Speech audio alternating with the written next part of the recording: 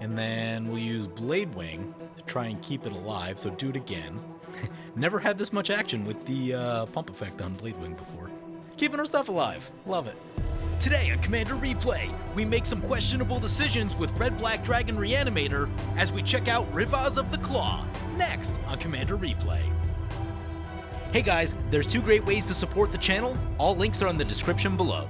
Welcome back everyone, playing some Rivaz of the Claw today. Let's take a look at this opener. 2 lands doesn't seem great for a Dragon's deck. We're gonna mulligan that. Oh, we have 2 lands. Okay, yeah, we can make this work. If, worst case scenario, we can play this as a land and then get the Arcane Signet. This can get us into more lands. Here's some card draw. This can work. This can work. Keep. There's an Armillary Sphere. With all that being the case, we're going to play this as a land. With the Wheel of Fortune in hand, we're not giving up, like, that much. I know we could risk it and, like, play this and try to get the land next turn, but this is just a smarter play. Gutterbones coming in. So, a Patreon played this deck against me earlier tonight. I think it was Delta Fiend. And decided that it looked like a pretty cool commander. So here we are, playing Rivaz of the Claw. I'm pretty excited about it. Also, I badly needed to get a non-Boros deck filmed this week. This seemed like at least enough of a departure. No green or anything in it, but this called out to me more than some of the green and blue stuff I was looking at. I really want to build Volo, Guide to Monsters, but it's not on Magic Online yet. Really disappointing. Well, that also can be a land. But, yeah, looks like our play is going to work out here. Agadeem's Awakening is much more powerful in the late game than Stoneforge. We'll get the Badlands. Stoneforge is cool, but this like really changes your board state. Stoneforge is kind of a gamble on what cards you're gonna wheel away and draw into and that kind of thing. So play this Armillary Sphere, card that I still like a lot, and based on what we're looking at right now, is probably gonna put in some work for us. There's a Bloodchief Ascension. That's a scary card. In particular, because there are not a ton of ways to deal with enchantments in our deck. We have Chaos Warp, All Is Dust, and Ugin, and I think those are about it. And 2 of those cost a lot of mana. Yeah, opponent's gonna poke, and they put a counter on the Bloodchief Ascension. Yep, this is a card that makes you lose games. But in fairness, it does give you time to answer it before it becomes active, but if you don't have anything for it, it can get you. Thinking about the history of this channel, I haven't played a ton of decks with Bloodchief Ascension in it, but the ones I have, I can think of probably 4 or 5 games that I've won with Bloodchief Ascension out of a total of like, I don't know, maybe 6 or 7 decks that played it. So it does make itself impactful when it shows up. So that is the thing. Spicy. Opponent gets a Warrior and Core. We'll talk about their deck in a second. It comes back to our turn. Here's a Hellkite Tyrant. Okay. So yeah, we're just going to crack the Armillary Sphere. I was kind of hoping to get the Arcane Signet in this turn too, but we're going to have to slow roll it just a touch here. Although, is this going to be... yeah, probably have to discard. Oh, well. Swamp, Mountain. Play the Swamp. Pass the turn. I think we just discard the Dragon, right? We are a Reanimator deck, so, you know, discard the Dragon. And with that, let's take a look at our commander. So it's Rivaz of the Claw. 3 mana for a 3/3 with Menace. Tap it, add 2 mana and any combination of colors. Spend this mana only on dragon spells. Once during each of your turns, you may cast a dragon creature spell from your graveyard, and when you do, this creature gains, when it dies, exile it. So, pretty cool little effect. Gives you the chance to get your dragons back 1 additional time with that ability. But if they die again, then they go away forever. Opponent did poke us for 2 right there with the Gutterbones while I was reading through our commander. Oh no, opponent kept a 1-lander? What did they keep? He kept a 1-lander with 5 ramp cards, so he just needs to find land number 2. That's fair. Also, our deck has quite a bit of removal in it, so there is a chance that like if someone else is a threat and we have to wipe the board, that could give them time to get back in it, but they will need to draw that second land very soon. He's back to our turn. There's a Demonic Tutor. Good card. Let's go Mountain, Arcane Signet, and we'll just cast our commander. We actually don't have a dragon in this moment, but I don't think that'll be too difficult of a problem to solve. We do have multiple sources of card draw and a tutor. We can also cast this one from the graveyard, which is pretty good. And we'll pass like that. Might be looking at like Ambitions cost next turn, just try to stay on top of our lands. Bloodchief Ascension is nearly active and will probably, 3 counters? Yeah. Opponent swinging over D-Manny. This is going to become active, which basically turns off Wheel of Fortune. Actually, Demonic Tutor for Chaos Warp might not be a terrible idea right there. D-Manny did not hit that land. They discard, and Bloodchief Ascension gets them. How does this work again? That player loses 2 life. Okay, it's not every player. Still, it does things. A Mephidros Vampire. Cool card. Whenever this creature deals damage to a creature, put a +1/+1 counter on it. It has flying. Each creature you control is a vampire in addition to its other creature types. Cool if you're doing like weird creature type matters type stuff. If you wanted to turn all of your non-vampires into vampires for some reason, it's a good time. Opponent's going to swing the warrior and core over to Flintlock. They're going to attempt to block, but... Oh, wait. Nope. Yep. Oh, yep. Okay. I see what's happening here. Changes their mind on it. Takes the shot for 2. That's a Bladewing the Risen. That's a magic card. I'm going to go for Ambition's cost right here. There's the land that we need. Bloodchief Ascension gets us. Unfortunately, it's a cycling land. Was not. We might have to play this. Yeah, there's enough mass reanimation in the deck. We'll be fine. Play Agadeem's Awakening untap. We're burning through all our life this turn. But I don't want to just, like, discard cards and just lose life to that, too. So we'll get down the Thaumatic Compass this turn. And we'll pass like that. Kind of hoping we draw a second land in there, but it didn't happen. Bloodchief Ascension. I guess the good news is that they're only on 2 swamps. So there isn't, like, a ton of follow-up. Man, 2 of our opponents have screwed themselves mana-wise. People got a mulligan. We'll take a look at what our opponents are playing today. So first up is Sergeant Flintlock piloting Braids Arisen Nightmare, one of the new ones out of Dominaria United. At the beginning of your end step, you may sacrifice an artifact, creature, enchantment, land, or planeswalker. If you do, each opponent may sacrifice a permanent that shares a card type with it. For each opponent who doesn't, that player loses 2 life and you draw a card. Haven't really seen it in action yet. The fact that it gives them an out to lose life and make you draw a card seems much, much less punishing than the original Braids. It's probably decent, but giving your opponents a choice means that they'll always choose the least detrimental option. So, like, if you sacked a creature and they have a bunch of tokens, they probably just eat a token, right? But, I don't know. I mean, I guess I could draw you up to 3 cards a turn. That seems pretty good, right? That's a Return to Dust. Well, that'll take care of the Bloodchief Ascension. So we won't have to spend our time Demonic Tutoring to get a Chaos Warp to go kill it, which I can appreciate. We do lose our Thaumatic Compass, which it's very nice to have, right? It's a very nice to have kind of card. Prefer that we still have it, but, you know, I get it. I'll take the trade on the Bloodchief Ascension right there, because this will just kill you. We do have a new dragon in our hand that I want to take a look at. Immersed in Predator. This is out of Kaldheim, so it's, like, not that new, but I haven't seen it yet. So, 4 mana, 3/3 flying. When it becomes tapped, exile up to 1 target card from a graveyard. That's any graveyard. And put a +1/+1 counter on Immersed in Predator. Sacrifice another creature. It gains indestructible until end of turn. Tap it. Yeah, seems cool. Seems like a fun little Rakdos dragon. Excited to try it out. Opponent blocks with their Gutter Bones and then does the Warrior and Core thing to redirect the damage. It gets a counter on it because of Mephidros Vampire. Fun. All very fun. Brings it back to our turn. There's a Terror of the Peaks. That's a nasty one. Play this Canyon Slough. Make 2 mana. Let's get the Terror. Just add double red, I guess. That's going to make us 1 short of casting a dragon. Disappointing. Disappointing. So we're basically just going to expose this to removal. I guess that's fine. Kind of hoping we'd be able to get both of these, but it's not to be. Do we Demonic Tutor for another card draw? I think we do. We'll just get Erebos. Where's Erebos at? Just want to make sure we don't run out of cards. See, the fact that D-Manny has 5 ramp spells in hand makes me not want to wheel, because, like, if he finds the land next turn, he starts casting all of the ramp spells, and he kind of gets back into it, but if we wheel and he gets to a hand that's like just lands and has no ramp, then he's just like eternally behind, right? So, you know, tough call on the Wheel of Fortune. I could ask him, but he's on 13 cards, 1 land. Yep, that's pretty rough. Soul Link, what? Deals damage, you gain that much life. When enchanted creature is dealt damage, you gain that. Oh yeah. Yeah, that seems good. Opponent's going to have a lot of life. There's a temple. Excellent. Did want to hit that land. Play the Scry Temple. Scry 1. Soul Ring. We'll leave that right there. We just cast a Bladewing, right? Like, I think that's what we do. Tab this thing. Add a black and a red. Cast a Bladewing. Start shooting stuff, I guess. This game is getting out of control. There's a Blood Artist in play somewhere. Oh, yeah. We'll probably want to shoot that. Opponent cracks the Selfless Spirit. Yep. Probably want to shoot that Blood Artist. Card gets you killed. Shoot the Blood Artist. We'll swing into Xeno. Oh, this is indestructible. And flying. Whoops. He's going to gain more life and make his creature bigger. So in the middle is D-Manny piloting Baru Wormspeaker, but he is very stuck on lands. And at this point, I would be surprised if he finds a way into the game. The game would need to go very long, and the fact that another opponent is stuck on 2 lands really makes me think that probably won't happen. Like, if everyone started laying down a bunch of board wipes, sure. But really, there's only 2 of us kind of in the game at the moment. So opponent goes up to 50. We get nothing done. We make their creature bigger. Whoops. We'll get it right next turn. Dreadhorde Invasion for Flintlock, but still no lands.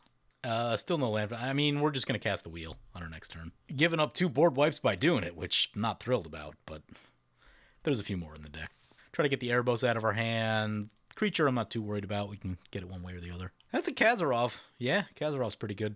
It can get large.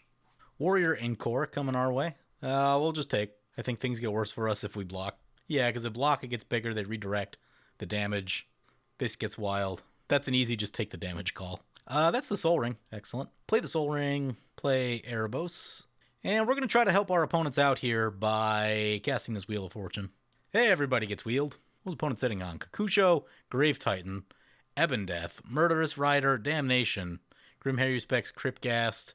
Yeah, it's a little bit of a greedy keep. We draw into the Reaver Cleaver, a card that I'm very excited about, but we're not going to be able to cast it all this turn. So, let's play the Hainware Battlements. Let's get Orb of Dragonkind. I think we can cast this thing from our graveyard. So we add 2. We'll use this thing to add 2. Black and a red. And we'll cast this thing from our graveyard. It gets the, if it dies, exile it counter. But we can sacrifice another creature to keep it alive. I just need to remember to do that if a board wipe comes up. Terror of the Peaks. Shoot the... How big is that? That's a 3/3. Reassembling Skeleton, I guess. Soul Link. Opponent gaining life. Yep. I kind of want them to gain life, because with a high life total, we'll have a need for the amount of damage that our dragons can pump out. I do find it disappointing, like with the Angels deck, where, like, you know, everyone's at, like, 20 life, and I've got, like, I don't know, 80 or 90 damage on board, and just like, it's way more than I need. Someone gain some life, so I can have a need to do, like, 160 in one turn. Anyway, let's go to combat. A board wipe would actually slow us down pretty good. We do have a lot of mana. I mean, our opponents don't have mana, so that's a thing, but it would take us a minute to rebuild. There's a Terror of Mount Velis. That allows you to do crazy amounts of damage. Gains more life. Hellkite Tyrant trigger, but D-Mani has no artifacts. Dreadhorde Invasion. There's a 3rd land for opponent. Braids coming into play. Yep. Oh, yeah, I see what's going on here. Deadly Rollick on the Terror of the Peaks. That's a very good idea. What we can do is sacrifice it so that it's in our graveyard and not in exile. Ha! How about me remembering to use a sacrifice trigger? I forget those a lot because I don't play a lot of sacrifice decks. Becomes tapped. Exile up to 1 target card in a graveyard. What do I not want to lose to? Blood Artist is a very annoying card. No love for Blood Artist. Get rid of that. Braids trigger. Yep, sacrifices the token. Seems like a pretty good setup right there. No, we're not going to sacrifice. We lose 2, they draw a card. They go up to 9 cards in hand, but they're going to have to discard some of them. But still, resculpting their hand after the wheel. Not a terrible idea. Get down to the 7 you really want. Discards 2 swamps. There's a 2nd land for D-Mani. Ramp spell? Crashing Drawbridge, not a ramp spell, but it's something. That's his first card of the game on turn 8. Rough. So rough. Yeah, what our 2 opponents need is for me and Zeno to get into a battle and try to duke it out. Now, Piru is a board wipe on a stick and actually kills a number of our things. So, you know, that can slow the game down, prolong the game, do all that kind of stuff. Which, at that point, you know, you need to worry about Piru just winning the game. But would give opponents theoretically time to get into it. General's Regalia. Next time a sorcerer of your choice would deal damage to you this turn, that damage dealt to target creature you control instead. So he was saying, we'll take a look at his deck, by the way. This is Piru the Volatile. He was saying this is a Mardu Basandra deck. So we saw some tricks like this a couple weeks ago with Warrior Encore and some things like that. And actually it looks like a pretty cool little deck. I do think having Piru in the command zone beefs up the deck a bit. Piru is just much stronger than Basandra. That's a lot of damage and a lot of life gain. So, you know, them having that option in the late game to bring this thing in and just have it blow up a bunch of stuff is a pretty good place to be. Opponent's going to swing at us. We're just going to block this because I don't want our life to go any lower. They will put a counter on the thing, though. I think 2 counters. Also, Kazarov will get bigger, I think. But, yeah, we're down to 23 until we find Whip of Erebos or something like that. Got to be a little bit careful. Yep, there's all the triggers. Many counters happening. Goldspan Dragon is a cool card. Play the Mountain. We do have a Terror of the Peaks in the graveyard. Seems like it could be good. What I'm going to do this turn is go Black Market and Reaver Cleaver, I think. Black Market because it gives us some insurance against a board wipe. Can recast a bunch of things, which I like. And the Reaver Cleaver, just because I want to see it. I haven't actually cast it yet, and it looks really good. Oh yeah, then we can use Goldspan Dragon to make all those treasures tap for double. Seems good. Okay, yep, tap all this stuff. Who's getting this thing? This one has the most power, so we'll put it on there. How big's this? 6/6?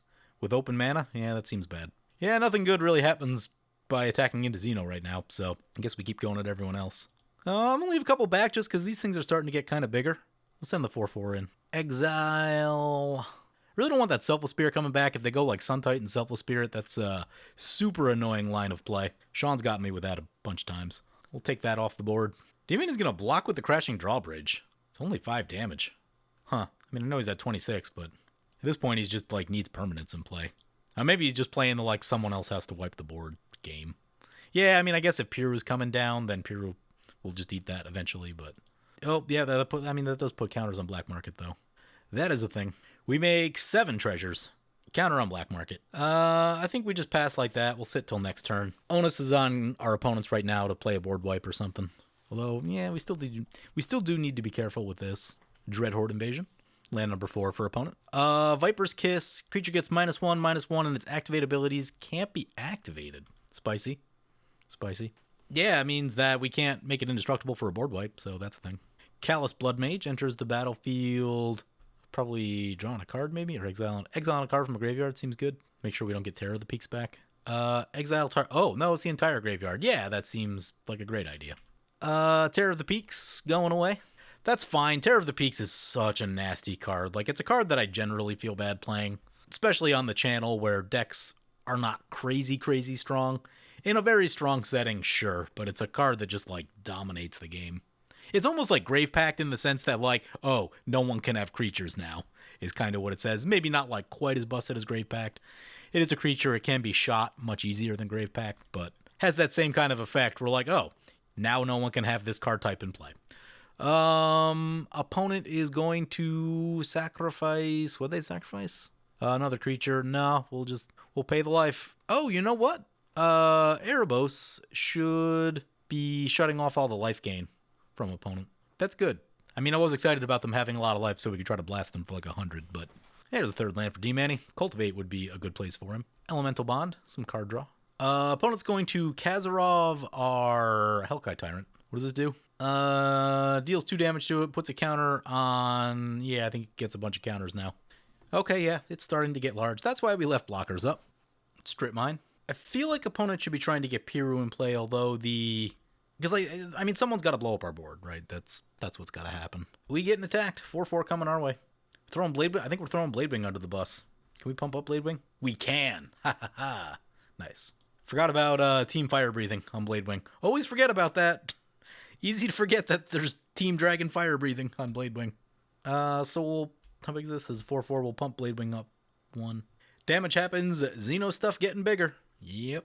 Isn't that a 10/10? It's actually pretty scary. We can't directly attack through that. We can go wide of it because they only have 1 flying blocker, but a Blasphemous Act type board wipe could be interesting too, just because they could theoretically save the warrior if they reroute enough damage. Spite Mare. Uh-oh. Surprised he didn't play that before, because yeah, then he could have. Yeah. I do think they probably should have gone for Piru right there, though. It's a big flying blocker. If it dies, blows up a bunch of things. That's an All Is Dust. I don't know that we need an All Is Dust at the moment. We could play it, but I just don't think it's entirely necessary. Do this Faithless Looting. I guess we play the Faithless Looting. It's not my favorite card, but we are playing a Reanimator deck, so I guess we run a Faithless Looting today. I do prefer straight card draw, but there's 2 magic cards. Balefire Dragon and Deathbringer Regent. We'll discard the Goldspan Dragon and I guess the Terror. Get Goldspan Dragon. Oh, we can draw a bunch of cards, can't we? Yeah, I forgot about Erebos. That's a thing that we can do. Yeah, start drawing some cards. Make double black with the treasure. Tyrant's Familiar. I love Tyrant's Familiar. Probably cast that. Land. Play a land. We'll draw a little bit more. Patriarch's Bedding. Not helpful when your graveyard's been exiled. Yeah, I think that's good on the card draw. I don't want to go too low on our life. I do think we should probably try and make a pass at Xeno here. And just make sure we don't die to Xeno, because that would be bad. We probably don't have enough mana to do all this, honestly, but let's try. Let's get Tyrant's Familiar. We'll use this thing. Then, how does this work? Once during each of your turns, you may cast a dragon creature spell from your graveyard. Oh, we already did that once, didn't we? We already did that once. That's not great. So I think we just like full scale Xeno and hope for the best. Give this thing haste. Gotta be careful, Spite Mare. Yeah, probably don't want to send the Erebos in their direction. Probably keep Erebos back then. Let's just see where this gets us. Tyrant's Familiar, we can do 7 to a target. We should probably just shoot the Spite Mare before craziness happens. I think I like that. Yeah, shoot the Spite Mare before craziness happens. We can exile a card. Deadly Rollick seems fine. So Spite Mare gets to shoot something for 7. They're going to shoot our Hellkite Tyrant for 7. What we can do is... we need to double pump. Actually, I don't think we have the mana to double pump. No, we do. Okay. So we'll add red, and then we'll use Blade Wing to try and keep it alive. So do it again. Never had this much action with the pump effect on Blade Wing before. Keeping our stuff alive. Love it. I don't know that this is 46 damage, though. I was supposed to get the double strike guy, but I think I messed up somewhere. Also, we left ourselves wide open in the air, so, like, this kind of needs to kill them. I guess if we get a ton of mana, I mean, they probably block this one, but let's see what they got in hand.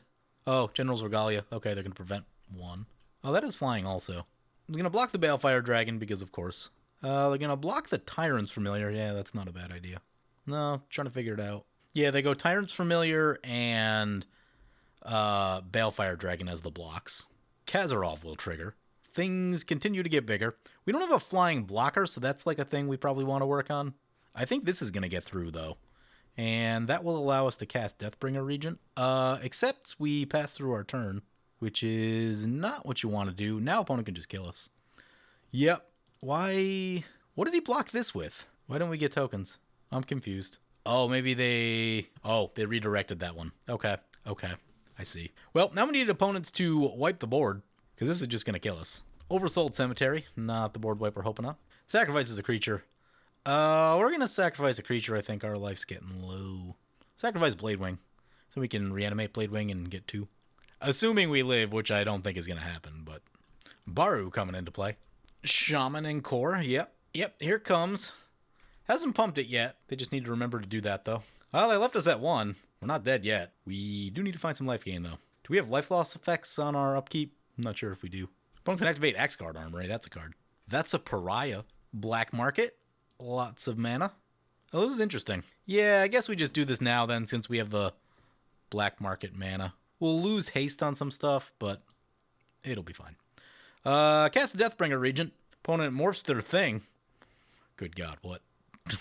Makes creature indestructible. That's cool. Black Market triggers a bunch more times. And importantly, we got all the annoying creatures off the board. Oh, right. 2 of these dragons get exiled. Oopsie. Yep, back to the command zone. We lose the Goldspan to exile. We lose the Emerston to exile. Could have saved that one. Whoops. Think we'll be okay without it, though. Actually, because opponents can get stuff back. Yeah, I mean, I think we still just cast Patriarch's Bidding. Choosing Dragon. Good thing we got rid of that Blood Artist. Imagine if opponent didn't exile our graveyard earlier. I guess there was only 1 or 2 creatures in there at that point, but even still, one was the Terror of the Peaks. Is D-Man gonna have like a million worms? If so, we're probably gonna have to like kill him. I got a couple worms. Yeah. Some things on the battlefield. Hope we don't die to any of these effects. Our creatures gain double strike. Unfortunately, Kazarov and Mephidros are back, and those are kind of a thorn in our side. D-Man gains 7 life. Draws a couple cards.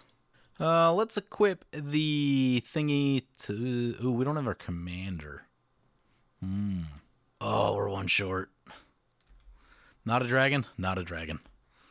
Ouch. 3 to equip.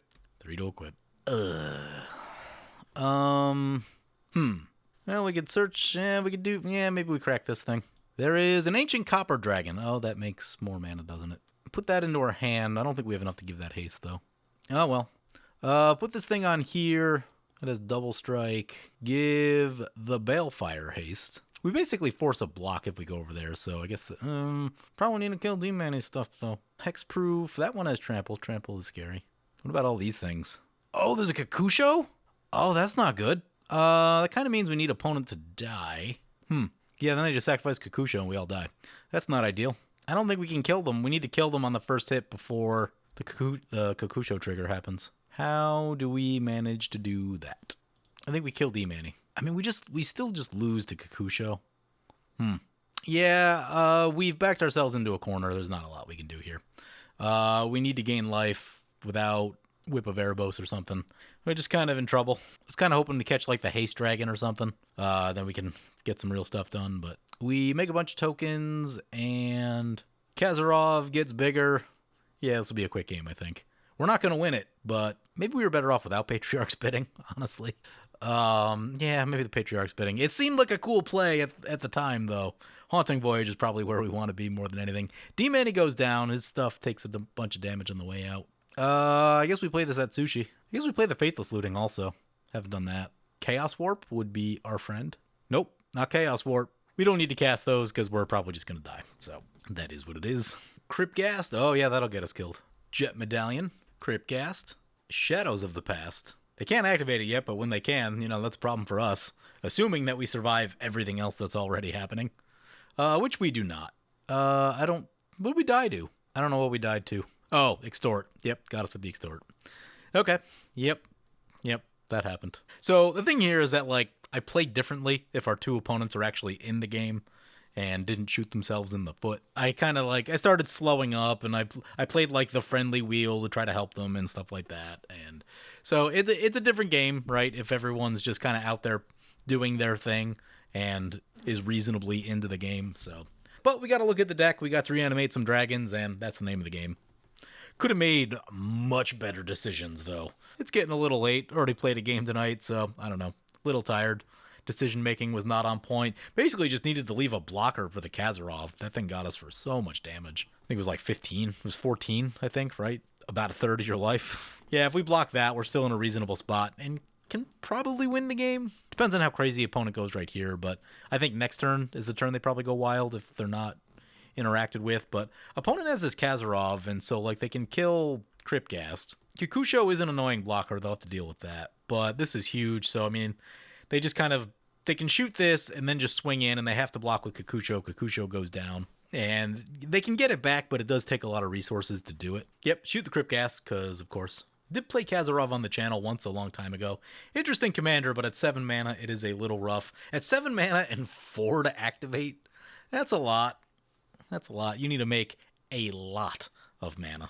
You also need your opponents to be playing creatures, which is sometimes a thing that doesn't happen either. Now, I mean, I guess when it came out, creatures were still kind of just starting to kind of come into their own again. That was about 4 years ago. And, over the last 4 years, creatures have gotten really strong.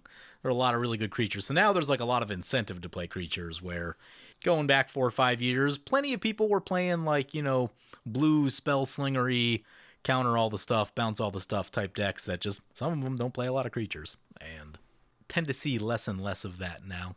Yeah, they're going to swing in, blocks to the Kikusho like we talked about. Kikusho goes down, but Flintlock's gaining life while Xeno's losing life. So, yeah, they're going to have a little bit of a race on their hands here. It's going to be about who can make a big play first. Opponent just getting back Kikusho sort of gives them the ability to block indefinitely. And that might just be the way to go. You probably just get it back with Oversold and then keep throwing it out as a blocker, because then they have a really hard time getting through. Because, yeah, now they're up to 20, right? Now Flintlock's winning the life race, and he's got other life loss effects going on as well. Yeah, they got Kikusho back from the graveyard, and I definitely... Ooh, Feed the Swarm on Kazarov. That's a big play. Now Xeno needs to find some follow-up. I mean, I guess they have their commander, which is just giant. And, yeah, they can gain a lot of life with their commander. I want to see Piru coming in. This is the moment for Piru. It's turn 12. Now, Xeno's mana is fine. It's not insane. He's on 9 mana. How much is this thing? 8? Yeah, so he can cast that. Kikusho back to play, yeah. Opponent's going to get busy with the Braids. Yeah, it's indestructible. Why not? Keep chipping away that life. They're going to scry one. Xeno's down to 9. Needs to make some plays. Exiling Kikusho would be a really good idea. Also just getting their commander. I think I just want to see their commander. There's Piru. Yep. Yeah, I mean, now it's going to be kind of a battle of the dragons, and if they do this bit with the sacrifice a creature, then they can just sacrifice this, and they'll gain a bunch of life back with that. Plus, probably blow a few things up. Doesn't seem like a bad place to be. Oversold and Dreadhorde Invasion. Now you have to be careful of Cryptghast coming back, because now you're starting to talk about a lot of extra mana, especially with Jet Medallion. Opponent could cast They cast 3 or 4 spells this turn. That's not a great spot, especially if 1 or 2 of them have Extort. They're going for the Blood Mage. Okay. Honestly, I think Cryptcast is much scarier to Xeno. Maybe he's also just playing that he's anticipating the Piru is going to explode and kill everything. At which point, I mean, even still, though, extorting a couple times? I don't know. Oh. Yeah, well, they're going to go exile the graveyard mode. Yeah, I can't fault them for that. How do you lose in a game like this? Someone gets a bunch of stuff back from their graveyard late in the game, right? That causes you to lose games in a hurry. So, yeah, that's a smart play. I'm on board. Varagoth is legendary. Opponent's going to send in their commander, but Piru's just going to block. Piru's got lifelink, so I think Xeno's going to come ahead in that exchange. Unless he's got something wacky. Death Touch? Oh, it has Death Touch. Well, even still, that's going to be the 7 damage to everything trigger, or every non-legendary. So I think he needs to save his Outrider right here. Yep, there that goes. Let Mephidros eat all that damage. He's going to have a lot of life after this. My guess is about 40 or 50, without counting everything up. Maybe not quite that high. Maybe. I see 4 targets, so they should be gaining 28. Yeah, 44. Kills a couple things. The 44 life is helpful. Flintlock still has open mana, which means he can cast more stuff this turn. Game is still up for grabs. Xeno just pulled ahead in the life race, but his board state is lacking in this moment, so he needs to make some big plays on board. I actually don't know if you sacrifice Kakusho right here, because it is a lot of mana to get it back, so you're probably better off just keeping him in play. I think he's better as a blocker. I think the threat of Kakusho is better than like actually kind of doing the thing in this moment. Opponent has a reassembling skeleton. That is a much better sacrifice piece. Sacrifices the skeleton, yep. Gets the scry one. So Flintlock winning the board state race. Xeno winning the life race right now. See if Xeno can climb into it. See if Xeno can climb back into it. Pestilence! Oh yeah, that's a magic card. That is a magic card that exists. Oh man. Might need to build this deck. Always wanted to have a Pestilence deck. He's gonna Pestilence for 3. I mean, as long as Flintlock doesn't... The Outrider goes down. I might have waited, because now he's gonna have to sacrifice this thing. No. On the battlefield. This is indestructible, so you can just Pestilence this till the end of time, and that'll be fine. Varagoth goes down. I might have waited on that still, though. Brings back the reassembling skeleton, yeah, for stuff like that. So this is still interesting, because Flintlock can attack and get damage in, which is much more efficient than activating Pestilence, but if they don't gain a lot of life, then... there's a Spirit Core, yep. If they don't gain a lot of life, then Pestilence can get them, but they do have a Kakusho. They could just sacrifice this to gain 5 back and then kind of neutralize that race. So, yeah, still kind of battling. He needs an Urborg. Urborg would allow him to probably not just 1 turn kill him, but 2 turns of Urborg plus Pestilence would get you there. Doesn't need to worry about his own life total, though. Dreadhorde Invasion. Oversold Cemetery.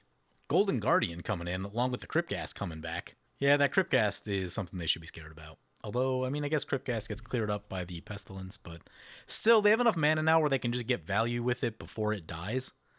Get a couple extort triggers, get some extra mana. Gonna fight the Golden Guardian, yeah, that'll flip over. Forget what that does on the backside. It is a land that make 2 colorless mana, or you can make a golem. Okay. Opponent goes on the attack. Kakusho and Commander going in. I'm gonna block with this thing. I would just take that, though, because they can't keep this alive. They let that go. Maybe they're planning for the Pestilence life race, but opponent's back to 13. This will go down, I guess, but yeah. I think Xeno needs a board state. I just feel like he needs a board state to kind of win this race. Although, he'll have some extra black mana this turn because he had to actually cast the Pestilence last turn. Getting Kakusho out of play, like if you can get everything out of play, that's going to be a winning move, I think. Although he's got this thing that makes pests, so now you got to worry about that. And gains them life. Yeah, that's a problem. Yeah, he needs a board state. Might be... Maybe you recast Piru. Kakusho went down. Opponent sacrificed Kakusho. So they're trying to get that life gain back. And, I mean, if this sticks, then they'll have a lot of mana to do a lot of things. But, yeah, tricky turn for Xeno right here. Unless he draws something crazy. I think he's just going to ride the Pestilence train. Let's see it. Yeah, so, I mean, if you're taking down the Cryptgas, that eats up a lot of the mana. They can get it back, but still just, they spend 3 to do that every turn, which I guess there are worse things, but yeah, then they have what, 5 lands left, 5 lands left, and then they make 10 after that. So yeah, I mean, it's still an upgrade, but just keeps them on the back foot from getting too far ahead. Kind of want to build this now. Indestructible creatures. You need indestructible creatures in there. I personally think I'm going the other way. I think I want Piru in play, and I want some of those tokens around to keep gaining the life. But you do got to get that Cryptcast out of play. Like, leaving that in play is not going to help. So, yeah, I don't know. He's got tough decisions here, but would love to see some sort of, like, flying creature out of Xeno. Just anything that can get a little bit of damage in without, you know, having to be as mana intense as Pestilence. Up to turn 15 now. This game has gotten kind of long. Phyrexian Unlife. All damage is dealt to you as though it had Infect. Shoots the Golden Guardian. They can just get that back, though. But again, just takes resources to do it. So, kind of bleeding the resources a bit. This Flintlock can, like, keep doing stuff, but gets back. Cryptcast. Yep. Cryptcast back to play. Phyrexian Arena. Oh, I think he's going to Pestilence right now. Okay. Yeah, get the Cryptcast. Okay, so you're going to tap all the mana with Cryptcast, but this will shut off the Extorts after this. Yep.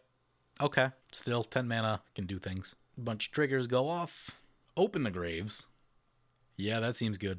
Gray Merchant. That's how you wrap this game up. I don't know that the first one is lethal, being that he's still at 21, but 2 of them probably is. Brings him down to 8. Yep, that's a shot. Has 3 damage in combat. He needs to blow up Piru, basically, to not die to the Gray Merchant. Braids. Although he's got a little bit of extra life with Phyrexian Unlife, so there is that. Sacrifices the token. Goes for the... Interesting. Yeah, I'd definitely be trying to sack and get back Gray Merchant. He's down to 3. Piru's back. Looks like 1 activation on Pestilence. Plays Mountain. Probably could have got a second Pestilence activation if they played the Mountain first. Could be relevant. Cryptcast is a thing. You know what, though? No, maybe not. No, the problem they have right now is that if opponent just sends everything... They have the fight. They still have this, so they have a little bit of extra life in them. Cryptcast coming back. Interestingly, Cryptcast does not deal damage, so it won't kill them, but it also doesn't do infect because it's not damage. But still having them at 0 means you're like teetering towards victory. You need to deal with the Phyrexian Unlife first, but there's a Cryptcast coming back. A Baleful Mastery. That an exile? That is an exile. That's how you win the game. Gonna extort. Curious to see how the timing of this plays out, because I never really saw this card much. I think it was in a standard deck or something, but I didn't play that deck. Maybe it was a modern deck. I don't remember. Opponent's going to Boros Charm himself in the face. Take himself out of the game. Nope, that doesn't kill him because of the Unlife. This will just speed up the process of them getting to 10 poison, though. Yeah, I was curious. So, like, if they all hit you at the same time, does that not start the tracking of infect damage? So you kind of get, like, a free pass for a turn? Opponent needs, like, an equipment right here. Pump one of these things up. That's a Shieldred. Really, Oversold Cemetery's putting a lot of work in this game. Now, this game's gone very late. Most games don't go this late anymore. But yeah, I don't know, 6, 7, 8 turns of this? That's really what's kind of causing the issues, because Xeno's blown up a lot of the stuff, but it just keeps coming back. He'd actually be able to make headway if this were out of play. Here's a non-lethal attack. Put him on a bunch of poison, though. 7 poison. I mean, if he doesn't draw something magical right here, I assume he just scoops. I guess he could also Pestilence himself. Stuffy Doll. Nice. A little late to the party. And Pariah Shield. Oh, is he 1 short? He's 1 short. Oh. There is life. No, life loss won't kill him. Wow, Phyrexian Unlife is kind of crazy because a lot of these type of things, with a lot of these type of effects, you still tend to lose to life loss. It's a thing that I've had come up a lot. But Phyrexian Unlife, I think, gets you around life loss, at least for a little while. Xeno scoops it right there. Okay. Yeah, 1 short. Oh, that sucks. Would have been very interesting from that point. But anyway, we got a decent look at our deck, even if it was a little bit of a solitaire type game. I made some terrible decisions in the game. Easy win probably an easy win if we just make better decisions along the way. But yeah, it's Rakdos Dragons. It's fun. You guys should check it out. So hope you guys enjoyed the video. As always, feel free to comment, like, or subscribe. Thank you for watching. I want to thank my awesome Patreon supporters. You guys are awesome. If you want to help support the channel, vote on which decks I play next, or if you want to get some good games on Spell Table, be sure to check out my Patreon at the link below.